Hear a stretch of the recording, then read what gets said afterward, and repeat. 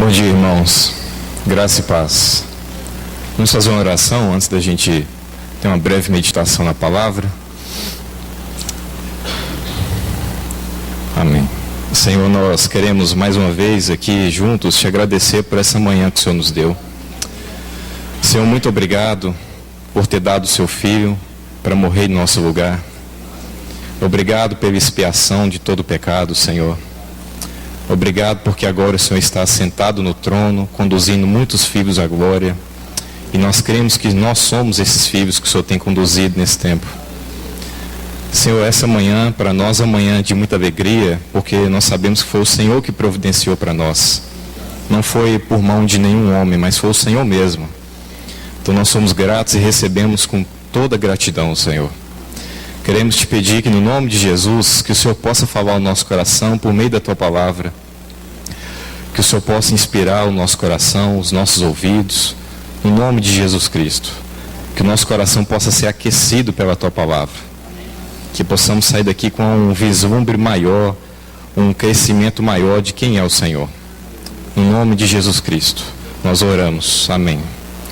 Irmãos, vamos abrir nossas Bíblias aqui no Evangelho de João, no capítulo 17, no versículo 24. Essa oração do nosso Senhor, no versículo 24 ele diz: Pai, aqueles que me deste, quero que onde eu estiver, eles também estejam comigo, para que vejam minha glória, que me deste, porque me amaste desde antes da fundação do mundo.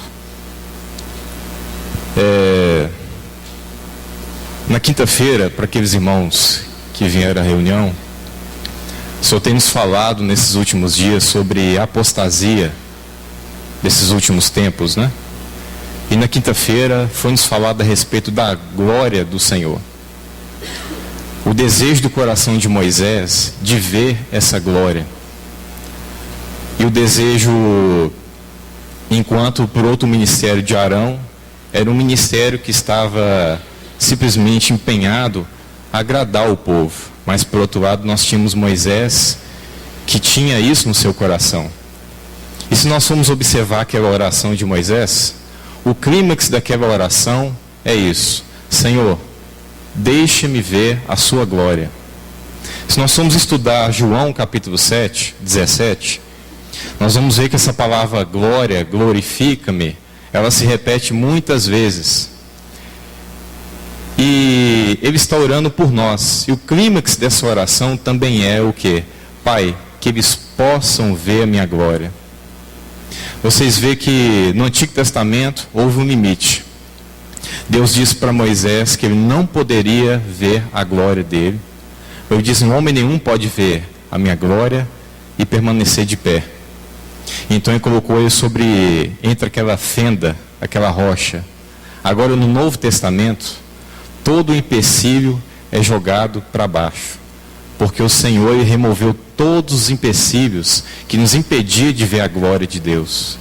Então no Novo Testamento, por causa da pessoa desse amado de Deus, como diz Paulo lá em Efésios, que nós somos abençoados no amado, tudo que nós recebemos na vida cristã é no amado.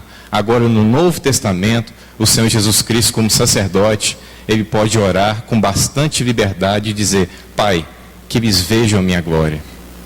Aquele desejo do coração de Moisés lá atrás foi respondido, mas de maneira temporária, porque Moisés viu um fragmento da glória de Deus. No Novo Testamento, na pessoa de Jesus Cristo, nós não vemos um fragmento da glória de Deus. Nós vemos o resplendor da glória de Deus. Porque lá em Hebreus, no capítulo 1, diz que foi do agrado do Pai que nele habitasse toda a plenitude da divindade. Lá em Hebreus diz também que ele é exata. Ele reflete exatamente aquilo que o Pai é. Filipe pediu para o Senhor: Senhor, mostra-nos o Pai, isso já nos basta. Parece que esse desejo já é algo inerente ao coração do homem. Por isso que eu acredito que lá em Eclesiastes diz que Deus colocou a eternidade no coração do homem. E existe uma eternidade, um anseio por algo maior no nosso coração. E por isso que Filipe diz, mostra-nos o Pai, e isso já nos basta. O Senhor diz, Filipe, há quanto tempo estás comigo? Quem vê a mim, vê o Pai. Porque se nós queremos ver a glória de Deus, nós só podemos ver essa glória na face de Cristo. Mas agora nesse texto, ele diz, Pai, ele diz, quero que onde eu estiver, que eles também estejam comigo. Essa palavra quero fala de um desejo profundo do coração do Senhor. Onde eu estiver, que eles também estejam comigo. Onde isso for respondido? Paulo vai nos mostrar, lá em Efésios, no capítulo 1, que nós estamos assentados nos lugares celestiais em Cristo. A resposta, Deus respondeu à oração. Bendito seja o nome do nosso Senhor. Ele continua a responder nessa oração do nosso Senhor até a consumação dos séculos. Porque quando ele diz, Pai, que eles vejam minha glória, quando nós falamos, irmãos, da glória de Deus, nós devemos fazer como Moisés, tirar as sandálias dos nossos pés. Porque é um assunto muito profundo. Como nosso irmão colocou na quinta-feira, quando nós falamos de glória de Deus, não é algo tão simples de você mensurar, de você denominar. Porque glória fala de grandeza, santidade, de autoridade, de majestade, todas essas coisas de grandeza. Mas glória também, falando da pessoa do nosso Senhor, também fala da sua humilhação. O nascimento do nosso Senhor Jesus Cristo foi cercado de glória. O mundo não pode ver a glória do nosso Senhor, porque o mundo tem como glória outras coisas, mas o nascimento do nosso Senhor foi cercado de glória. Porque quando ele nasceu, os irmãos vão se lembrar o que foi que aqueles exércitos celestiais disseram. Aqueles magos lá no deserto. Glória a Deus nas alturas, paz na terra, boa vontade para com os homens. Porque tudo que Deus faz é para revelar a sua glória, para magnificar mais a sua glória.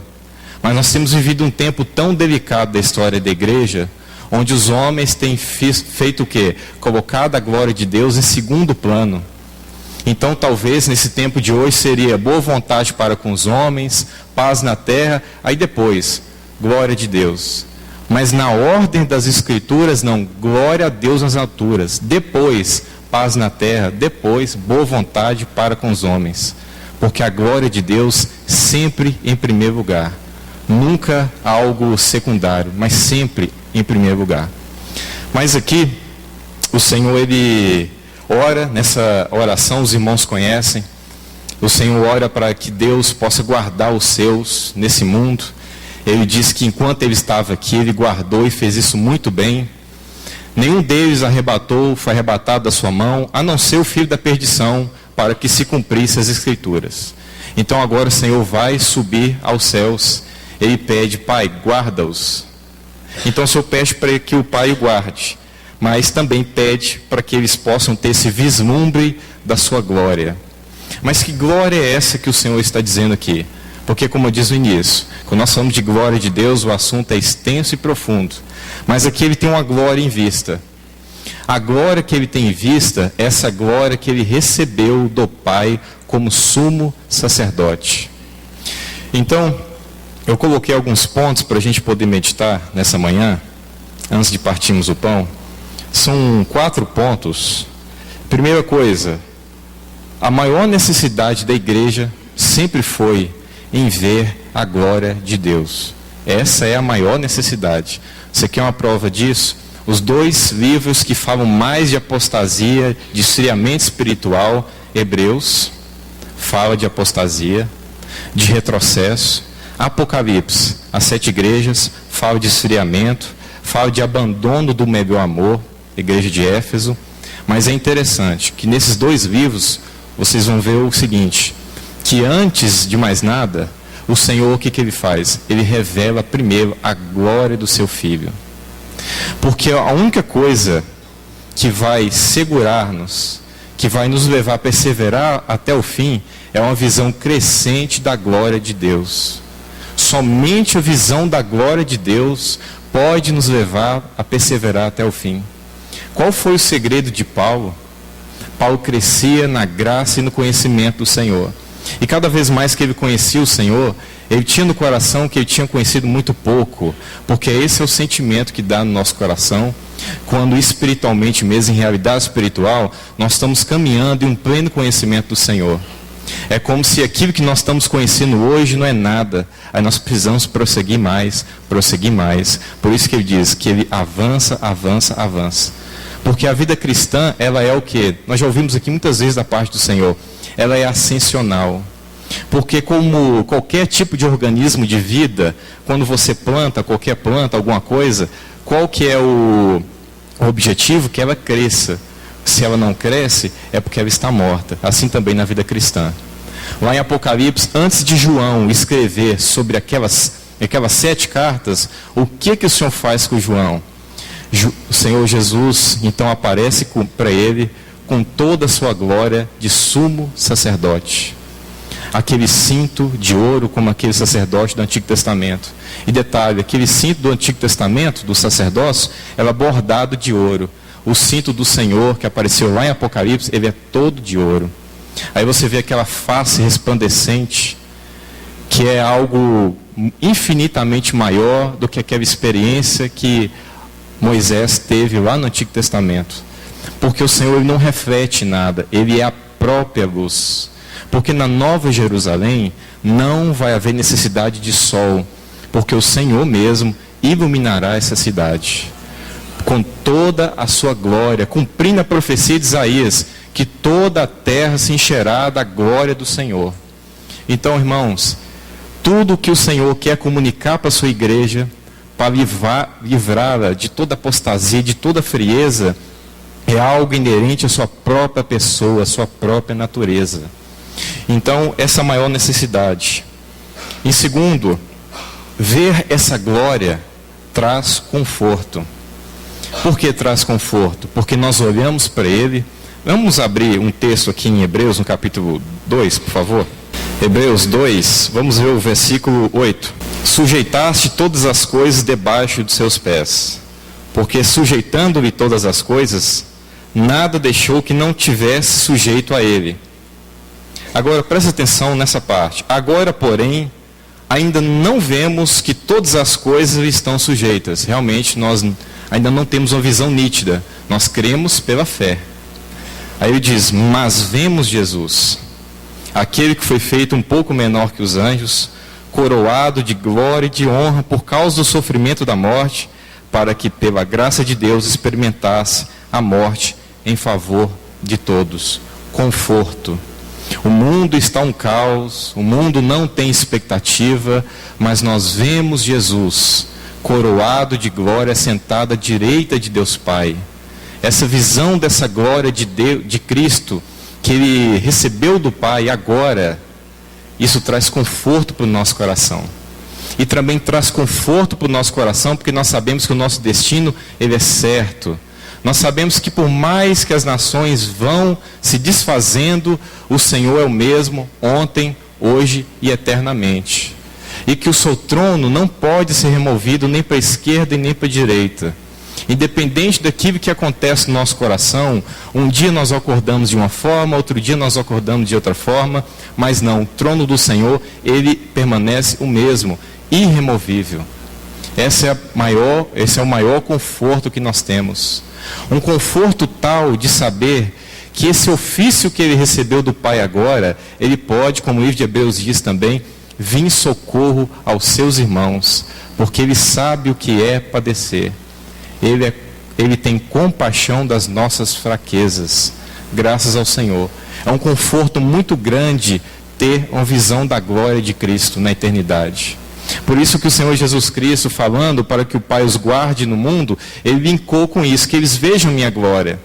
Porque o Senhor também diz, no mundo tereis aflição, mas tende bom ânimo, porque eu venci o mundo. E se nós queremos vencer o mundo, nós não vamos conseguir caminhar sem ter visão desse Cristo ressurreto, esse Cristo glorioso que está sentado à direita do Pai. Nós não vamos conseguir. Então que o Senhor possa cada vez mais abrir os nossos olhos para isso. Em terceiro, eu coloquei um ponto de transformação. Os irmãos se lembram, podemos ver 2 Coríntios capítulo 3, verso 18. Nesse capítulo 3, Paulo vai fazer um paralelo entre a nova, a velha e a nova aliança. Aquilo que era glória na antiga aliança e aquilo que superabunda em glória na nova aliança. Aí ele diz aqui no versículo 18: e todos nós, com a cara descoberta, como que olhando em um espelho a glória do Senhor, qual que é o efeito de contemplar a glória de Deus? Aí ele diz: vamos sendo transformados de glória em glória. Mas, irmãos, que transformação bendita é essa aqui? Ele diz: na mesma imagem. Na mesma imagem. Isso é motivo de adoração. Na mesma imagem. Não podemos deixar isso perder no nosso coração. Transformados de glória em glória, na mesma imagem. Aí ele diz: como que pela ação do Espírito do Senhor. Ele fazendo contraponto, falando que Moisés, lá no Antigo Testamento, quando ele subiu e ele teve com o Senhor, o seu rosto se tornou resplandecente. Então os israelitas não poderiam olhar para Moisés por causa daquele rosto. Então Moisés colocou um véu. Aquele véu simboliza uma barreira para que os filhos de Israel não pudessem ver a glória de Deus, porque eles estavam na antiga dispensação. E o mais interessante é que depois aquela glória, ela era temporária. Depois Moisés não refletiu mais aquela glória. Aquilo passou. Mas agora na nova aliança, essa glória, ela não é transitória. Essa glória é permanente. Nós vamos sendo transformados de glória em glória. E isso é fixado em nós, porque é um processo de transformação na mesma imagem do nosso Senhor Jesus Cristo. Então, contemplar a glória do nosso Senhor traz isso para nós, transformação. Nós temos sido uma geração, até por causa do avanço de tecnologia e tantas coisas, nós temos sido uma geração muito apressada, uma geração muito ansiosa. Mas os antigos falavam muito a respeito de ter um coração contemplativo. O salmista diz: os céus proclamam a glória de Deus. Então aqui fala de um homem que tem um coração contemplativo. Nós precisamos buscar no Senhor que Ele resgate na nossa vida um coração contemplativo. O irmão Charles Spurgeon, ele diz o seguinte, que uma das grandes salvaguardas para o nosso coração é meditar em cada fragmento dos evangelhos quanto à vida piedosa do nosso Senhor, quanto às suas palavras na cruz, quanto a tudo aquilo que envolve a sua crucificação, a cada detalhe. Isso tem um poder purificador, isso tem um poder transformador. Quando você vê que aquele que é o Rei da Glória, ele se submeteu à humilhação, isso tem poder de quebrantar o nosso coração. Quando você vê que aquela face foi cuspida, mas depois em Apocalipse você vê essa face que ele deu para ser cuspida, para sofrer escárnio, lá em Apocalipse é uma face resplandecente como o sol. Isso tem poder de transformar qualquer vida. Quando você vê que o Filho de Deus, ele é vida, ele não tem vida em si mesmo, ele é a própria vida, ele se submete à morte. Isso é escandaloso, porque ele se submeteu à morte 3 dias. O autor da vida ficou 3 dias por causa de mim e de você. Isso tem poder de transformar as nossas vidas. Aí ele ressuscita, ele fica dias e dias testificando que ele ressuscitou de verdade. Ele tem muita compaixão. E quando ele ressuscita, ele fala: chame meus irmãos, e a Pedro também, falando de como ele é individual com cada um de nós. A Pedro também, porque Pedro negou ele.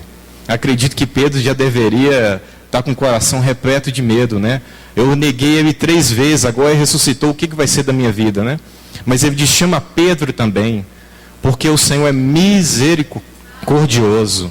E quando ele estava lá diante de Pilatos, e ficou como ovelha muda, os discípulos não entendiam o caminho dele. Quando ele estava lá no Getsêmani, chorando e derramando lágrimas de sangue, irmãos, pensa que tipo de cálice que o nosso Senhor tomou, para que nós pudéssemos estar aqui essa manhã. Pensa que tipo de ira ele suportou. A nossa mente não é capaz de mensurar isso, mas ele nunca teve início, assim como o Pai.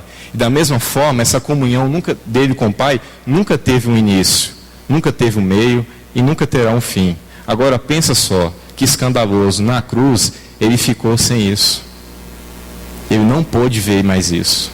Pensa só na cruz, 3 horas de trevas. Por quê? Porque todas as coisas foram feitas por meio dele, sem ele nada do que foi feito se fez. Então se o autor da nossa salvação está em trevas, toda a criação entrou em trevas também, 3 horas. Tudo isso é muito significativo. E quando ele morre, então, até ele pendurado numa cruz, ele é totalmente desejável. Porque ele não blasfema, ele não diz nenhuma palavra. E quando ele abre o coração dele, na cruz, todo triturado, irmãos, e com bastante dor, ele diz: Pai, perdoa-lhes. Pai, perdoa-lhes. Quando ele está no seu último momento de vida, a palavra dele é de bênção. Por que ele fez isso? Por amor de nós. Tudo aquilo que ele começou a fazer na terra aqui, ele começou a interceder pelos seus, é uma figura daquilo que ele está continuando a fazer agora diante do Pai. Pai, perdoa-lhes. Pai, perdoa-lhes. Tantos dias da nossa vida a gente comete tantos pecados, mas ele está lá à direita de Deus. Pai, perdoa-lhes. E o Pai perdoa porque ele é o amado do Pai. E quando aqui em João que nós lemos, ele disse para o Pai mostrar a glória dele. Sabe por que o Pai, ele atendeu a sua oração? Porque ele diz: assim como me amaste. Nós estamos aqui na vida cristã por causa do amor que o Pai tem pelo seu Filho. Então nós precisamos, como igreja, ir urgentemente aos pés do Senhor e pedir: Senhor, dai-nos uma visão da tua glória. Dai-nos uma visão da grandeza que tu és. Porque nós, cristãos, temos tido uma visão muito errada e fraca do nosso Senhor. Uma visão muito fragmentada. O nosso Senhor é muito mais do que todos nós podemos pensar. Ele é totalmente desejável. Ele é Deus todo cheio de glória. Quando lá em Apocalipse, João tem aquela visão, ele vê as vestes dele até nos pés. Isso nos lembra da visão de Isaías. Quando ele viu que a glória dele enchia todo o templo, ele viu a mesma visão que Isaías viu, a glória do Senhor. João encostou a cabeça dele no peito do Senhor. Em Apocalipse, quando ele vê a glória do Senhor, ele diz: quando eu vi, caí no chão como morto. A glória do Senhor. Aí o Senhor vem e levanta João. Graças ao Senhor. Porque é o Senhor também que nos sustenta para poder ver a sua glória. Graças a Deus por isso. E por último, esperança. A visão dessa glória traz ao nosso coração esperança. Sabe qual que é a esperança? A maior de todas, que ele está sentado, mas que ele vai levantar, e que ele vai retornar, e que vai encher a terra de toda a sua glória. E quando há em Apocalipse, quando ele fala daquela visão do nosso Senhor, diz que seus pés são como latão reluzente. Aqui fala do juízo do Senhor, porque o juízo do Senhor é puro. O juízo do Senhor é perfeito. E ele julgará todas as nações da terra. Porque ele é um Deus cheio de glória. E os homens vão conhecer naquele dia. Porque a Bíblia diz em Apocalipse que aqueles que o transpassaram, eles choraram amargamente de remorso. Não arrependimento, um remorso. Porque tudo aquilo estava diante deles e eles não olharam. Mas graças ao Senhor, porque pela misericórdia dele, ele tirou esse véu que nos impedia de ver. E agora nós podemos ver a sua glória. Não há nenhum empecilho para mim e para você mais. Antes existia. Quando os filhos de Israel chegaram ao pé do monte, quando o Senhor foi dar a lei, a ordem era o quê? Distância. Só até aqui. Não passe daqui para cá. Mas agora, na nova aliança, o chamado não é distância. Mas o chamado é de Hebreus: aproximemo-nos com inteireza de coração. Graças ao Senhor, porque agora o Senhor pode nos chamar sem nenhum empecilho, porque Ele mesmo, capitão da nossa salvação, Ele removeu todos esses empecilhos. A morte era um empecilho, foi o único inimigo a ser destruído. Ele destruiu a morte, porque Ele ficou 3 dias na morte e depois Ele ressuscitou. Isso fala da sua vitória. Então ele tirou todos esses inimigos. Aí existia aquele escrito de lei que era contra mim e contra você. Aquele escrito de lei que terrível. Porque não pode viver um dia Sim, a gente descumprir aquilo ali. Todos os dias a gente descumpre a lei. Mas diz que ele cravou na cruz do Calvário por toda a eternidade. Ele exterminou aquele escrito de dívidas. Não há nenhum escrito de dívidas mais. Agora nós vivemos na fé na pessoa dele. Ele eliminou todo o pecado, porque Deus é justo e Deus é santo. Deus não pode chegar e nos perdoar assim do nada. Porque primeiro, como fica a sua glória? Como fica a sua própria natureza santa? Então alguém precisa tomar esse cálice. Dentre os homens ninguém tem capacidade. Quem é que tem capacidade de tomar o cálice de Deus por tamanhos pecados, bilhões, milhares de pecados? Somente um tem capacidade para tomar esse cálice. O Filho de Deus, o Deus homem.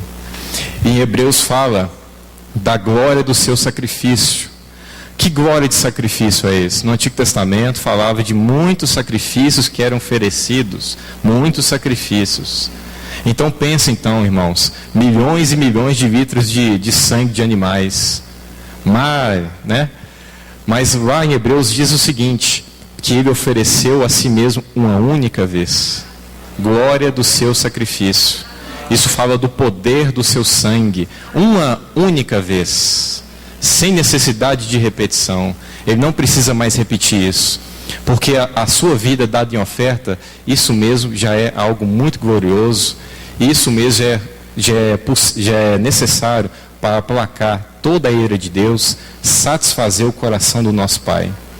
Então, irmãos, que nesses dias nós possamos orar para que o Senhor abra os olhos do nosso entendimento, para que nós possamos ver a grandeza do nosso Senhor. Porque Paulo fala dessa grandeza como nós todos reunidos como igreja, para descobrir qual que seja a profundidade, a largura desse amor que excede todo entendimento. Olha só, nós precisamos de todos os santos para poder conhecer a largura, a profundidade. A nossa oração nesses dias é por um alargamento espiritual, para que o Senhor alargue a nossa visão desse Cordeiro que foi morto, que o Pai ressuscitou e está sentado no trono de glória. Porque, irmãos, isso é certo. Cada vez mais que nós tivermos a visão desse nosso Cordeiro, desse nosso Senhor, nenhuma frieza, nenhuma apostasia será suficiente para poder chegar ao nosso coração. Porque essa visão, ela é governante, ela é cativante. Na história da igreja, tantos homens deram a sua vida. Paulo diz, para mim o viver é Cristo, o morrer é lucro, ou é ganho. Tantos irmãos que deram sua vida. Por quê? Porque eles viram a glória de Cristo. Peça a Deus para que Ele abra os seus olhos, para que você veja a glória do seu Salvador, a glória do seu Senhor. Amém? Que Deus nos abençoe nessa manhã. Senhor Deus, nós mais uma vez queremos nos prostrar aos seus pés nessa manhã, te agradecer por essa manhã que o Senhor nos deu.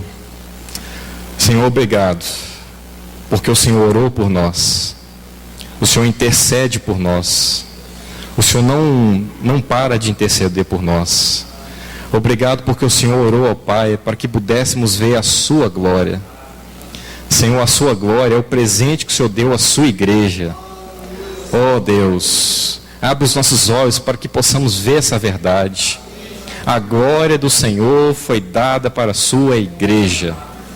Oh Deus, é algo que nós não podemos só contemplar, mas podemos ter como experiência no nosso viver. Então abre os nossos olhos para que possamos ver a glória do Senhor. Senhor, se há algo que impede-nos de ver o Senhor, que o Senhor possa ter liberdade para remover. Remove todo empecilho que é em nós, todo empecilho que é em nosso coração. Nós pedimos no nome de Jesus. Dai-nos uma visão de Ti como sumo sacerdote. Nós precisamos dessa visão. Essa visão liberta-nos, Senhor. Essa visão revigora, Senhor. Essa visão nos dá intrepidez, Senhor. Oh, essa visão nos dá esperança, Senhor. Essa visão nos dá consolo, Senhor. Dai-nos uma visão da Tua glória, Senhor. Porque Moisés estava apaixonado por isso e nós queremos desejar isso também, Senhor. Porque o Senhor revelou o seu coração aqui nessa oração, que é desejo do Senhor também mostrar a sua glória, Senhor. Então abre os nossos olhos. No nome de Jesus, nós te pedimos, ó Deus. Amém.